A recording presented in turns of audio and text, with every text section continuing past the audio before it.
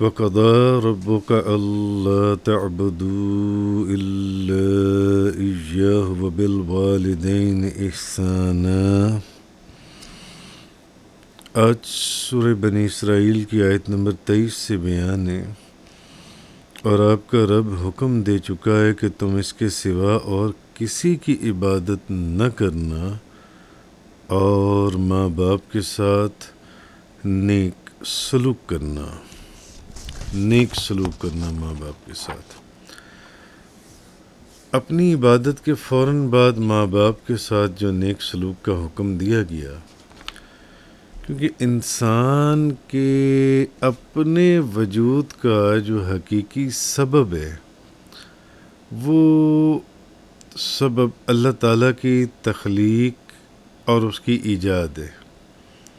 جو انسان کے وجود کا حقیقی سبب، اصل سبب، وہ اللہ کی تخلیق، اللہ نے آپ کو تخلیق کیا اور آپ اس کی ایجاد ہے، جو اس نے آپ کو ایجاد کیا، اور یہ تو حقیقی سبب ہو گیا۔ اور جو ظاہری سبب ہے انسان کے وجود کا، وہ اس کی ماں ہے یا اس کا باپ ہے۔ یہ ان دونوں کے ملاپ سے یا ان دونوں کی اس رشتے سے آپ جن سے ہیں، وہ آپ کے یہ وجود، آپ کا وجود بنا اور آپ آئے جن سے۔ تو اللہ تعالیٰ نے اسی لیے، کیونکہ حقیقی سبب سب سے پہلے تو اللہ ہے، اور اس کے بعد ظاہری سبب ماں اور باپ ہیں، اسی لیے اللہ تعالیٰ نے سب سے پہلے اس حقیقی جو سبب حقیقی ہے اس کی تعظیم کا حکم دیا، اس کی، اور فوراً اس کے بعد جو ظاہری سبب ہے یعنی ماں باپ، ان کی تعظیم کا حکم دیا۔ وَقَضَىٰ رَبُّكَ أَلَّا تَعْبُدُوا إِلَّا إِيَّاهُ وَبِالْوَالِدَيْنِ إِحْسَانًا، اور آپ کا رب حکم دے چکا ہے کہ تم اس کے سوا کسی کی عبادت نہ کرنا، یعنی سب سے پہلے اپنا جو حقیقی سبب ہے، اور پھر فوراً اس کے بعد جو ظاہری سبب ہے ماں باپ کے ساتھ بھی جو ان سے وہ نیک سلوک کرنا۔ اس کی ماں باپ کو فوراً اس نے اپنے بات بیان کی ہے۔ تو مخلوق میں اصل میں جتنی نعمتیں اور جتنے احسانات ماں باپ کے اپنی اولاد کے اوپر ہیں، مخلوق میں اتنے احسانات اولاد کے اوپر اور کسی کے نہیں ہیں۔ کیوں؟ اس کی وجہ یہ ہے کہ بچہ جو ہے یہ بھی ماں باپ کے جسم کا ایک حصہ ہے۔ جیسے کہ بخاری شریف کی ایک حدیث میں ہے کہ نبی پاک صلی اللہ علیہ وسلم نے فرمایا، فاطمہ میرے جسم کا ٹکڑا ہے۔ تو اس کا مطلب ہے کہ جو بچہ ہے یہ ماں باپ کے جسم کا جنس ہے، وہ ایک حصہ ہے جنس ہے۔ اور یہ ایک چیز اور کہ ماں باپ کے اندر یہ ایک فطری اور ایک طبعی وصف رکھا گیا ہے کہ وہ جن سے کہ جو ان کا بچہ ہے یا اولاد ہے وہ ہر طرح کی تکلیف سے دور رہے، اور ان کی طرف سے یعنی اولاد کو صرف خیر ہی خیر پہنچے۔ اسی لیے آپ غور کریں تو ماں باپ جن سے ہیں وہ خود تو تکلیف اٹھا لیتے ہیں، لیکن بچے کو تکلیف نہیں پہنچنے دیتے۔ ہر تکلیف ماں یا باپ اپنے وجود پر اٹھاتے ہیں، بچے کو نہیں۔ اور ان کو جو خیر بھی حاصل ہو، جو دولت حاصل ہو، جو نعمت حاصل ہو، ماں اور باپ چاہتے ہیں کہ یہ نعمت ان کے بچے کو بھی حاصل ہو جائے، ان کی اولاد کو بھی حاصل ہو۔ تو جس وقت اگر آپ غور کریں کہ انسان انتہائی کمزور اور عاجز، اور وہ سانس لینے کے سوا کچھ نہیں کر سکتا، اپنے چہرے پر سے مکھی بھی ایک نہیں ہٹا سکتا جن سے، تو اس وقت بھی اس کی تمام ضروریات جن سی ہیں ان کا انتظام ان کے ماں باپ ہی کر رہے ہوتے ہیں۔ تو یہ بات ہمیں سمجھنی چاہیے کہ انسان کے اوپر جتنی نعمتیں اور جتنے احسانات اس کے ماں اور اس کے باپ کے ہیں، اتنی نعمتیں اور اتنے احسانات دنیا میں کسی اور انسان کے اس کے اوپر نہیں ہوں گے۔ تو اس لیے اللہ تعالیٰ نے یہ فرمایا کہ اللہ تعالیٰ کی نعمتوں کے شکر کے بعد انسان پر اگر کسی کی نعمتوں اور احسانات کے شکر کا حق ہے تو وہ اس کی ماں اور اس کا باپ ہے، کہ وہ اللہ کے شکر، اللہ کی نعمتوں کے شکر کے بعد جو ماں باپ کی نعمتوں اور احسانات ہیں ان کا بھی شکر جو ان سے اس کا حق ادا کرے جو ان سے. اس لیے اللہ تعالیٰ نے، اسی لیے اللہ نے اپنی عبادت کا حکم دینے کے بعد ماں باپ کے ساتھ نیکی کرنے کا حکم دیا. اسی لیے کہ یہ جو میں نے آیت آپ کے سامنے جو سی ابھی تلاوت کی، جیسے کہ ایک حدیث میں کہ نبی کریم صلی اللہ علیہ وسلم آپ نے فرمایا، اور آپ نے فرمایا 3 مرتبہ فرمایا، کیا میں تمہیں سب سے بڑے کبیرہ گناہ کے متعلق نہ بتاؤں؟ تو صحابہ کرام نے کہا یا رسول اللہ کیوں نہیں؟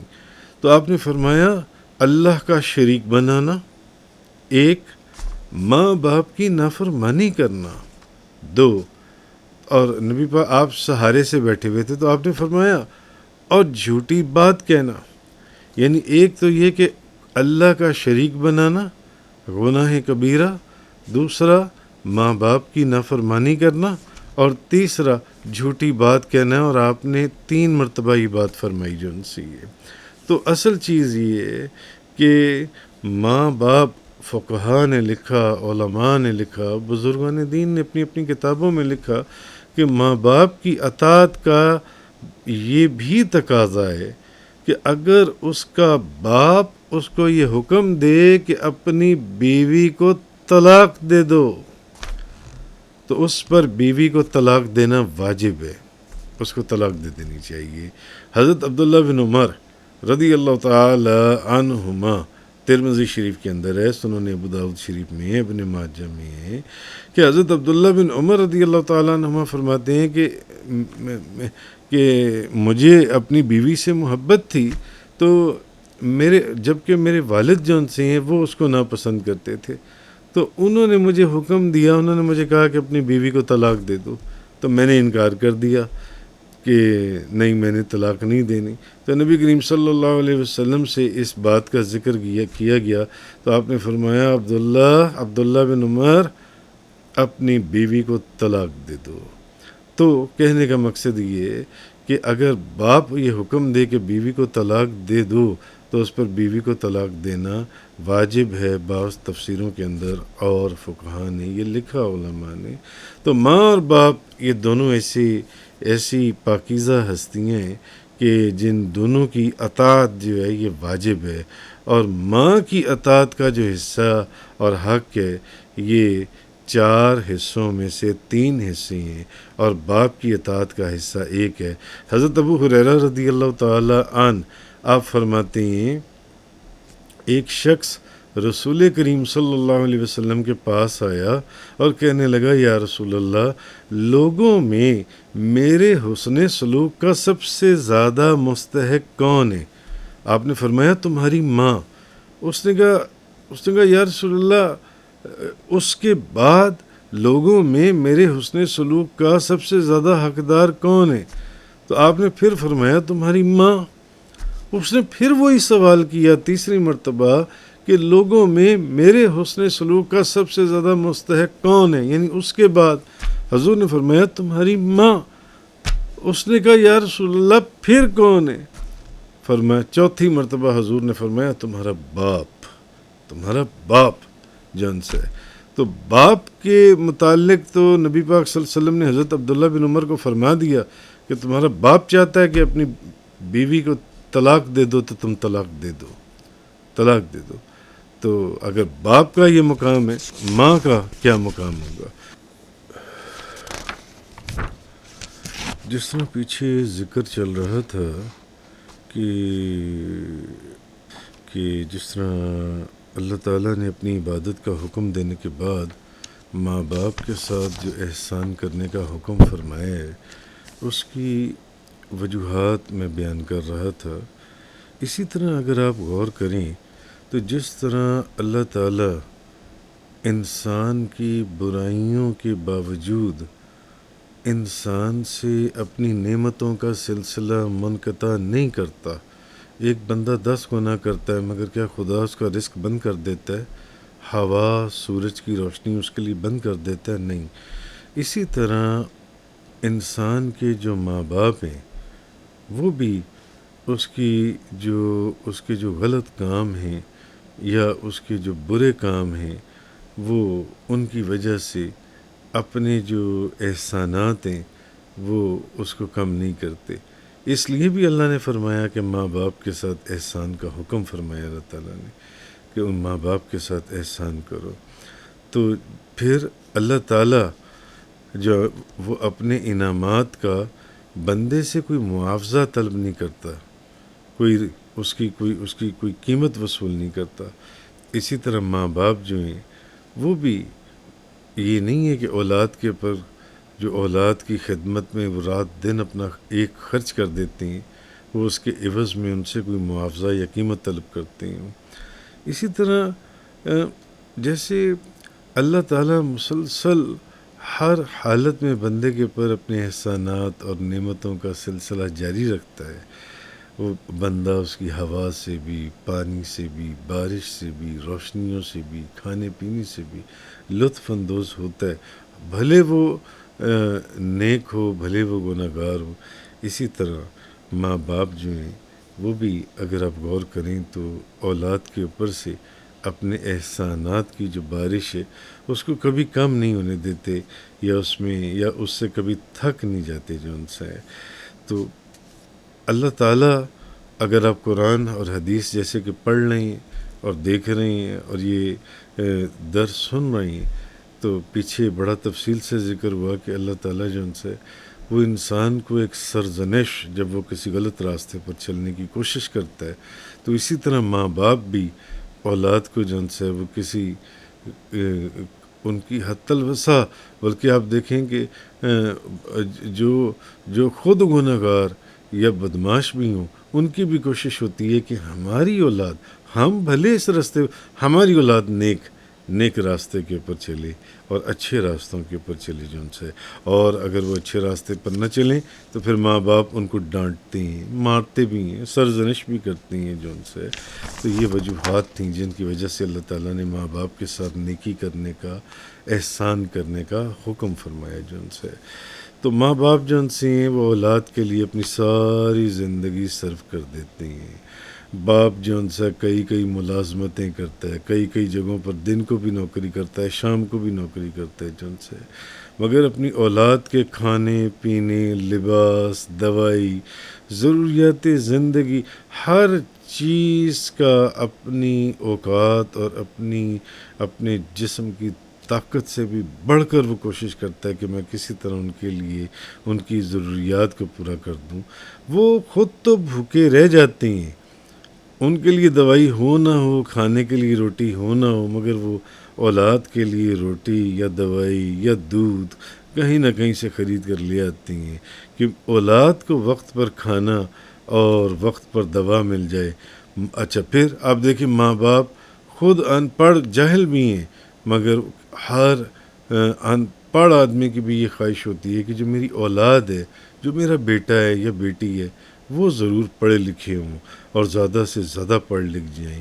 اسی طرح ماں کے اولاد کے اوپر بے شمار احسانات ہیں کہ کہیں تو 9 مہینے وہ اپنے بیٹے یا بیٹی کو اپنے پیٹ میں رکھتی ہے، وہ تکلیفیں اٹھاتی ہے، پھر حمل کی، پھر وضع حمل کی، پھر اپنے بچے کو 2 سال تک دودھ پلاتی ہے، پھر ان کا پخانہ پیشاب صبح دوپہر شام آدھی رات کے وقت صاف کرتی ہے اور اس کو دھلاتی ہے اور اس کی پرورش میں کچھ کمی نہیں جانے دیتی. اگر گھر میں کھانا کم ہو تو آپ دیکھیں ماں جو ہے وہ خود بھوکی رہ جائے گی مگر اولاد کو جو ہے کھانا کھلا دے گی. ماں کے بھی باپ کے ساتھ ساتھ اولاد کے اوپر وہ احسانات ہیں جس کا تصور بھی بیان ہی نہیں کیا جا سکتا. تو کہنے کا مقصد یہ کہ ماں باپ کی جو خدمت ہے یہ بالکل بے لوث اور بے غرض ہے. ماں باپ کی خدمت جو ماں باپ اولاد کے لیے کر جاتے ہیں. ایک روایت کے اندر ہے حضرت سلیمان بن بریدہ وہ روایت کرتی ہیں کہ ایک شخص اپنی ماں کو اٹھائے ہوئے خانہ کعبہ کا طواف کر رہا تھا. یہ حدیث، ایک شخص اپنی ماں کو اٹھائے ہوئے خانہ کعبہ کا طواف کر رہا تھا، تو اس نے نبی پاک صلی اللہ علیہ وسلم سے سوال کیا. اس نے کہا کیا میں نے اپنی ماں کا حق ادا کر دیا؟ آپ نے فرمایا نہیں، تم اس کے ایک سانس کا بھی، اپنے ایک سانس کا بھی حق ادا نہیں کر سکے. کہ وہ شخص اپنی ماں، اپنی بوڑھی ماں کو اٹھا کر خانہ کعبہ کا طواف کروا رہا تھا. اس نے کہا یا رسول اللہ میں نے اپنی ماں کا حق ادا کر دیا، پر میں ایک سانس کا بھی حق ادا نہیں کر سکے جون سے. تو یہ جو چیز آگے فرمائی کہ اگر وہ دونوں یا ان میں سے کوئی ایک بڑھاپے کو پہنچ جائے، وہ بوڑھے ہو جائیں، تو ان کو اف تک نہ کہنا، اور نہ ان کو جھڑکنا، اور ان سے ادب سے بات کرنا جو ان سے. اما یبلغن عندک الکبر احدہما او کلاہما فلا تقل لہما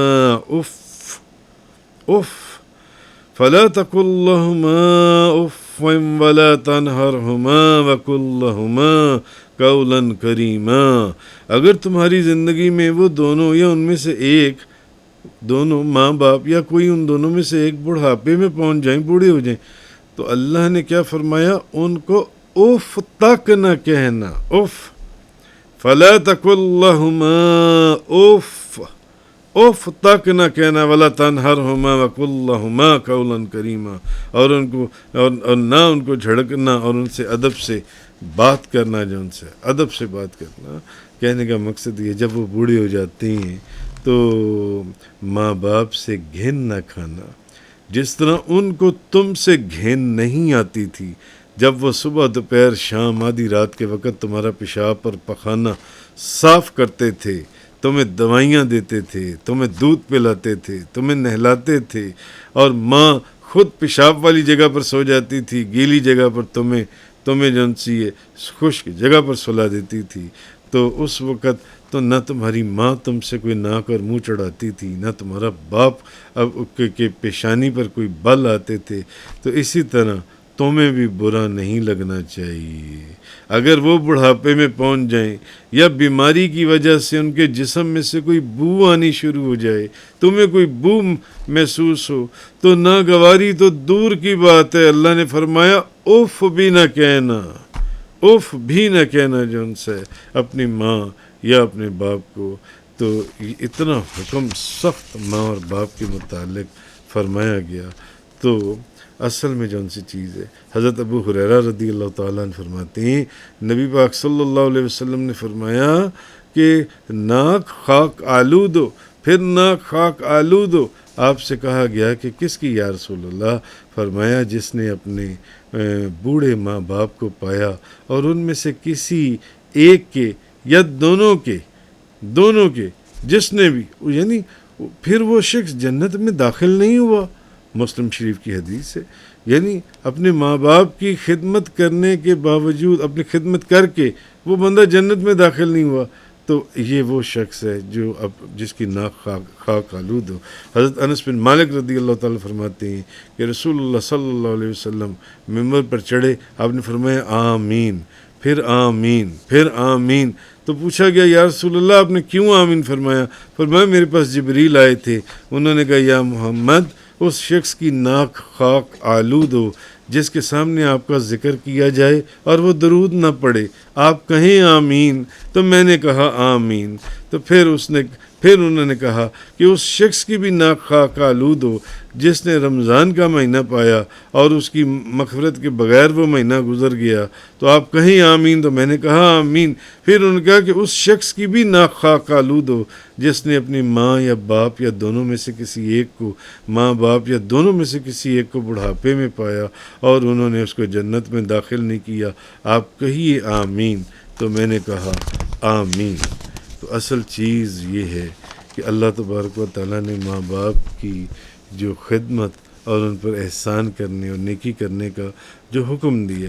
آگے فرمایا وَاخْفِضْ لَهُمَا جَنَاحَ الذُّلِّ مِنَ الرَّحْمَةِ وَقُلْ رَبِّ ارْحَمْهُمَا كَمَا رَبَّيَانِي صَغِيرًا، اور ان کے سامنے عاجزی اور رحم دلی کا بازو جھکائے دینا، جھکائے رکھنا، اور یہ دعا کرنا اے میرے رب ان پر رحم فرمانا جیسا کہ انہوں نے بچپن میں میری پرورش کی تھی، میری پرورش کی تھی۔ یعنی ان کے سامنے عاجزی اور رحم دلی کا بازو جھکائے رکھنا اور یہ دعا کرنا ہے میرے رب ان پر رحم فرمانا جیسا کہ انہوں نے بچپن میں میری پرورش کی تھی۔ حضرت جابر بن عبداللہ رضی اللہ تعالی عنہ بیان کرتے ہیں کہ ایک شخص نے کہا یا رسول اللہ میرا مال بھی ہے اور میری اولاد بھی ہے اور میرا باپ میرا مال چھین لیتا ہے، تو آپ نے فرمایا نبی پاک صلی اللہ علیہ وسلم نے کہ تم خود اور تمہارا مال تمہارے باپ کی ملکیت ہے۔ حضرت ابن عباس رضی اللہ تعالیٰ عنہما فرماتے ہیں نبی پاک صلی اللہ علیہ وسلم نے فرمایا جو نیک شخص اپنے ماں باپ کی طرف رحمت کی نظر سے دیکھے تو اللہ تعالیٰ اس کو ہر نظر کے بدلے میں حج مبرور مقبول حج کا ثواب عطا فرماتا ہے، مقبول حج عطا فرماتا ہے۔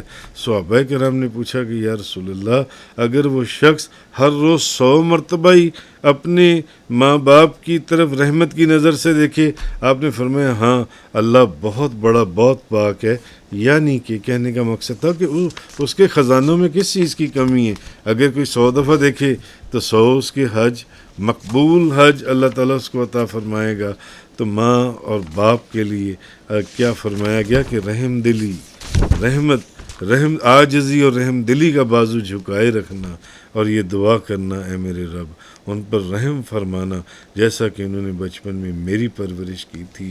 اس لیے ماں یا باپ کے دل کو تکلیف دینا، حضرت عبداللہ بن ابی اوفا رضی اللہ تعالیٰ عنہ بیان کرتے ہیں کہ ہم نبی پاک صلی اللہ علیہ وسلم کے پاس بیٹھے ہوئے تھے، آپ کے پاس ایک شخص آیا، اس نے کہا یا رسول اللہ ایک جوان آدمی ہے وہ مرنے کے قریب ہے، مگر جب اس سے کہا جاتا ہے نا کہ لا الہ الا اللہ پڑھو تو وہ پڑھتا نہیں ہے، اس سے پڑھا نہیں جاتا، وہ کہتا ہے میرے سے پڑھ۔ آپ نے فرمایا کہ کیا وہ بندہ نماز پڑھتا تھا؟ انہوں نے کہا ہاں وہ پڑھتا تھا۔ پھر نبی پاک صلی اللہ علیہ وسلم اٹھے اور ہم بھی آپ کے ساتھ تھے اور آپ اس جوان کے پاس آئے اور آپ نے اس کو کہا، آپ نے فرمایا پڑھو لا الہ الا اللہ۔ اس نے کہا مجھ سے نہیں پڑھا جاتا، میں لا الہ الا اللہ نہیں پڑھ سکتا۔ تو آپ نے اس کے متعلق پوچھا، کچھ پوچھنے کی کوشش پوچھا تو کسی نے کہا کہ یا رسول اللہ یہ وہ شخص ہے جو اپنی ماں کا نافرمان تھا، ماں کی نافرمانی کرتا تھا۔ نبی پاک صلی اللہ علیہ وسلم نے پوچھا اس کی ماں زندہ ہے؟ لوگوں نے کہا ہاں۔ آپ نے فرمایا اس کی ماں کو بلاؤ۔ جب وہ آیا آپ نے پوچھا یہ تمہارا بیٹا ہے؟ اس نے کہا ہاں۔ آپ نے فرمایا یہ بتاؤ کہ اگر آگ جلائی جائے اور تم سے کہا جائے کہ تم اس کو معاف کر دو، یعنی اس کی شفاعت کرو، اس کو معاف کر دو، تو ہم اس کو چھوڑتے ہیں، یعنی اگر تم اس کو معاف کرتی ہو تو ہم اس کو چھوڑ دیتے ہیں ورنہ ہم اس کو آگ کے اندر ڈال دیں گے۔ تو اس نے کہا کہ پھر میں اس کو معاف کر دوں گی، یعنی میں اس کی شفاعت کروں گی، اس کو معاف کر دوں گی۔ آپ نے فرمایا تو پھر تم اللہ کو گواہ کرو اور مجھے گواہ کر کے کہو کہ تم اس سے راضی ہو گئی ہو۔ اس عورت نے کہا کہ اے اللہ میں تجھے گواہ کرتی ہوں اور تیرے رسول کو گواہ کرتی ہوں کہ میں اپنے بیٹے سے راضی ہو گئی۔ وہ شخص جس سے کہ پہلے کلمہ نہیں پڑھا جا رہا تھا اور نبی پاک صلی اللہ علیہ وسلم کے کہنے کے باوجود وہ کلمہ نہیں پڑھ سکا، پھر نبی پاک صلی اللہ علیہ وسلم نے فرمایا اس نوجوان کو کہ اب پڑھو لا الہ الا اللہ وحدہ لا شریک لہ واشہد ان محمدًا عبدہ ورسولہ۔ تو اس لڑکے نے کلمہ پڑھا تو نبی کریم صلی اللہ علیہ وسلم آپ نے فرمایا اللہ کا شکر ہے جس نے اس کو میری وجہ سے آگ سے نجات عطا کی۔